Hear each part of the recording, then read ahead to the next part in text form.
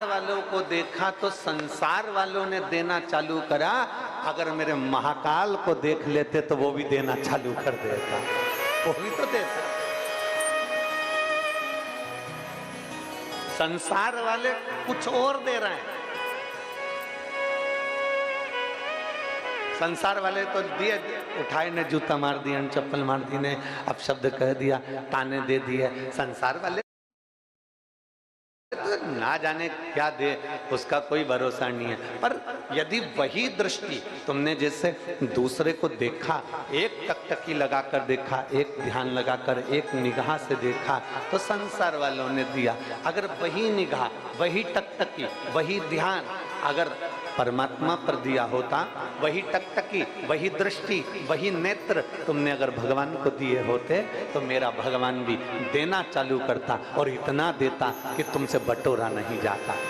देवता देते हैं पल्ला झाड़ कर और महादेव देते हैं छप्पर फाड़। उसकी देने की रीति बड़ी अलग है।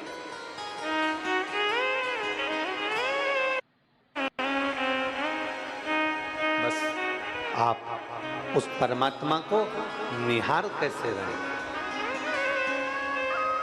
कैसे नहीं? अब ये भी हमको सोचना है कि देखना कहां है।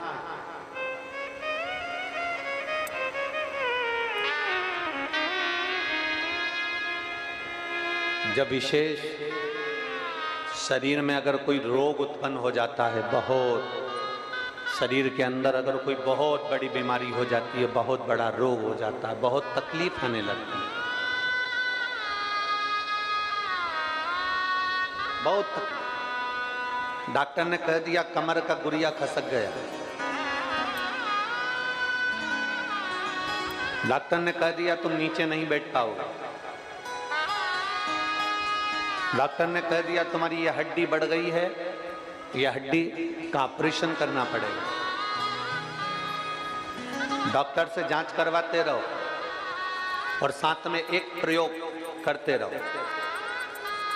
जैसे ये जलाधारी है, ये शिवलिंग है, यहां से पानी नीचे बहता है, थोड़ा समझिएगा। ये जलाधारी है, ये पानी बहने का स्थान जलाधारी का, ये पीठी का, संपूर्ण पीठी का ये शिवलिंग। डॉक्टर कह दे कि ऑपरेशन की जरूरत पड़ रही है और तुम्हारा गुरिया खसक गया या तुम्हारी हड्डी बढ़ गई या तुम्हारी हड्डी का रोग बढ़ गया, ये शिवलिंग पर आप भगवान देवादिदेव महादेव को जल चढ़ाएं और जल चढ़ाने के बाद जो जल यहाँ बह कर आता है, उस स्थान पर अगर जल चढ़ाया भी नहीं है तो जहां से पानी नीचे की ओर गिर रहा है, उस स्थान पर गणेश, कार्तिकेय, अशोक सुंदरी वाली जगह से जब जल नीचे की ओर गिरता है, उस स्थान पर अपना हाथ लगाकर बस कुछ देर तक उस हस्त कमल को उस स्थान पर लगाएं और भगवान शंकर का पंचाक्षर मंत्र नमः शिवाय या षडाक्षर मंत्र ओम नमः शिवाय या श्री शिवाय नमस्तुभ्यम भगवान का मंत्र का उच्चारण करें। यदि महामृत्युंजय मंत्र का स्मरण आता हो तो महामृत्युंजय मंत्र का स्मरण करें। हाथ का स्पर्श कर कर मार्कंडे बाबा का स्मरण कर कर और उस हाथ में ही थोड़ा सा जल झेलकर नंदी के पास बैठकर उसका आचमन करें। 20 से 22 दिन तक ये आचमन चालू रहने दो और 20 दिन के बाद फिर जांच करवाओ। धीरे धीरे शरीर की गुड़ियां काम करना प्रारंभ करेगी, हड्डी काम करना प्रारंभ। शिव तत्व को प्राप्त, भगवान ओघड़दानी को प्राप्त। एक पत्र है, देखिए। अमृत कौन लेकर आया था? मोहिनी अवतार भगवान ने दिया और मोहिनी अवतार धारण कर कर भगवान अमृत को लेकर आए। मोहिनी। अब एक तरफ असुर बैठे हैं, एक तरफ देवता बैठे हैं।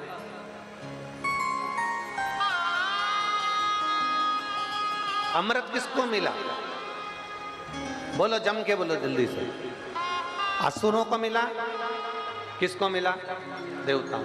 शहनाई की आवाज कम करो।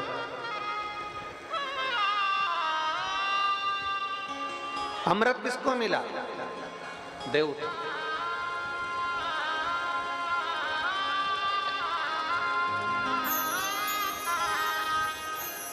असुरों को अमृत नहीं मिला। शहनाई की आवाज कम करिए। अमृत किसको मिला? देवता। असुरों को अमृत प्राप्त नहीं हुआ। क्यों नहीं हुआ? ऐसा क्या कारण था कि देवताओं को अमृत मिल गया और असुरों को अमृत नहीं मिला? कारण क्या? मंथन दोनों ने करा है, अमृत निकला भी है, श्रीमद् भागवत में आपने सुना भी है, पर देवताओं को अमृत मिल गया और असुरों को अमृत नहीं मिला। उसका कारण केवल एक था। जब भगवान मोहिनी स्वरूप धारण कर कर, स्त्री का स्वरूप धारण कर कर, सुंदर स्वरूप धारण कर कर मेरे नारायण अमृत का कलश लेकर आए, तो असुर राक्षस वो मोहिनी भगवान के चेहरे को देख रहे थे और देवता मोहिनी भगवान के चरण को देख रहे थे। बस ये अंतर था, केवल यही अंतर। असुर राक्षस, सारे असुर, उनको नहीं मालूम कि ये भगवान है। उनको तो लग रहा कितनी सुंदर स्त्री है, कितनी सुंदर नारी है। आपने श्रीमद् भागवत में सुना होगा कि भगवान इतना सुंदर रूप रखकर आए थे कि देवता और असुर दोनों सुध खो गए थे कि इतनी सुंदर स्त्री कहां से आई। असुर मोहिनी भगवान का चेहरा देख रहे हैं, उनको नहीं मालूम कि मोहिनी भगवान है, वो तो स्त्री का चेहरा देख रहे हैं, वो नारी का चेहरा देख रहे हैं। असुर चेहरा देखने में रह गए और देवता क्या देख रहे थे? चरण, चरण।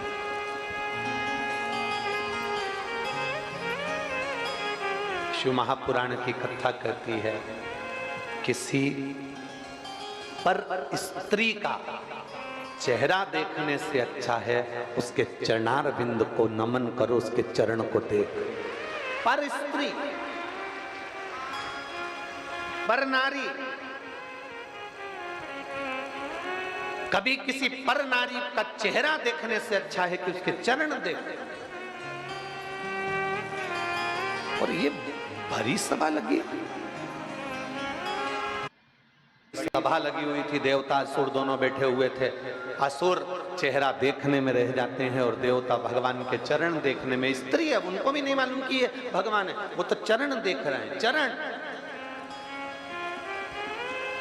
और जिसने, शिव महापुराण की कथा कहती है, जिसने अपनी जिंदगी में मेरे भगवान के चरण देख लिए, जिसने अपनी जिंदगी में भगवान के चरणारविंद को पकड़ लिया, पकड़ लिया, चरणार, जिसने पकड़ लिया, जिसने भगवान के चरणों को देखना प्रारंभ कर दिया, चरणों को छूना प्रारंभ कर दिया, चरणारविंद को देखना प्रारंभ कर दिया।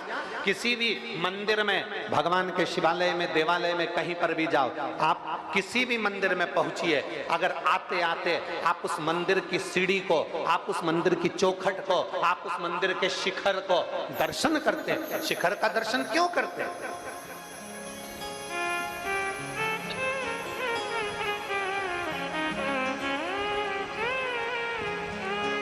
ऐसा क्या जरूरत पड़ गई कि मंदिर के शिखर का दर्शन करना चाहिए? और हमारे शास्त्र, हमारे वेद, हमारे पुराण भी कहते हैं शिखर दर्शनम सर्व पापनाशनम। हमारे शास्त्र भी कहते हैं कि शिखर का दर्शन करो। शिखर के दर्शन से हमें मिलता क्या है? शिखर के दर्शन से हमें क्या प्राप्त होता है? क्या मिलता है? क्या प्राप्त होता है?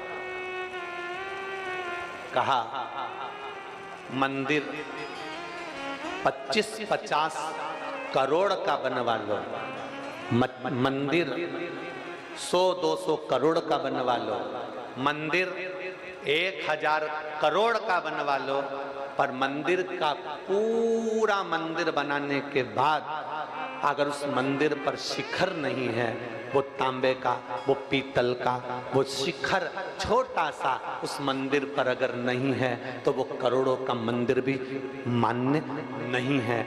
करोड़ों के मंदिर पर एक छोटा सा शिखर लगा होता है।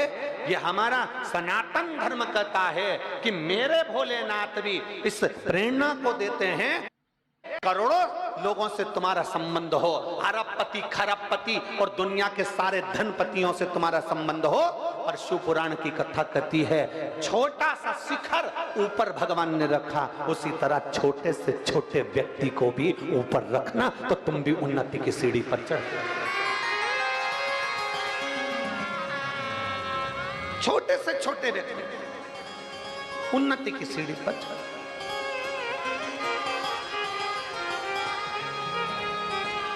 ए भाई, जो बहुत पैसे वाले होते हैं ना, बहुत करोड़पति होते हैं ना, बहुत धनपति होते हैं, वो तो विदिशा के महल में से निकलकर कथा के पंडाल में नहीं पहुंचते, प्रयास करते हैं हमको पास मिलेगा, सोफा मिलेगा, कुर्सी मिलेगी, पद मिलेगा, प्रतिष्ठा मिलेगी, सम्मान मिलेगा तो हम कथा में जाएंगे, वरना हम कथा में नहीं जाएंगे। शंकर की कथा में धन और गरीब ये नहीं देखा जाता। शंकर की कथा में तो केवल इतना देखा जाता है कि मेरे नगर में मेरा महादेव आया है और मुझे उस महादेव से प्राप्त करना है।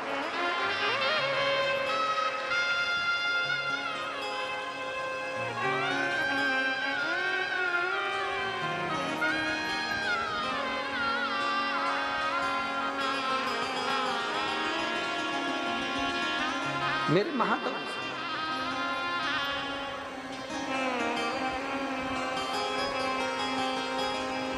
एक छोटा सा बच्चा स्टूल पे चढ़ता है, कूदता है, अकेले में वो छोटा सा बच्चा स्टूल पे चढ़ता है, कूदता है, अकेले में नहीं कूदेगा, उसकी मम्मी काम कर रही होगी, उसके पापा काम कर रहे होंगे, उसके मम्मी पापा, चाचा चाची, उसके ताऊ ताई, उसके काका काकी, उसके बुआ फूफा कोई वहां काम कर रहे होंगे, तो छोटा सा बच्चा सोफे पे चढ़ेगा और कूदने का प्रयास करेगा, क्योंकि उसको मालूम है अगर मैं गिर गया ना तो मेरी मम्मी मुझे उठा लेगी, मेरा पापा मुझे उठाएगा, मेरा काका मुझे उठाएगा, मेरा ताऊ मुझे उठाएगा, मेरी ताई मुझे उठाएगी, क्योंकि वो बच्चा कूदता वहां है जहां उसके माँ बाप बैठे होते हैं। उसी तरह आप सब शिव महापुराण की कथा में बैठे हो, साड़ियां कीचड़ में हो रही है, चप्पल कीचड़ में हो रही है, शरीर पर कीचड़ लग रहा है, पूरा कीचड़ कीचड़ में, साड़ियां पूरी कीचड़ में भिड़ रही है, पन्नी बिछा ली, बैठ गए, आनंद कर लिया। कहां बैठे हो? छोटा बच्चा जैसे स्टूल पर चढ़कर गिरता है, कूदता है अपने माँ बाप के सामने, आपने भी विचार कर लिया कि ये कीचड़ में मैं बैठ रही हूं, पर किसी संसार वाले के सामने नहीं, मेरे कालाधिपति महाकाल के सामने बैठ गए। जब छोटे से बच्चे को, गिरते हुए बच्चे को मां संभाल लेती है, बाप संभाल लेता है, तो आप भी जब इस शिव महापुराण की कथा में आकर बैठते हो ना, तो मेरा विश्वनाथ, मेरा महादेव आप अपनी गोदी में उठा लेता।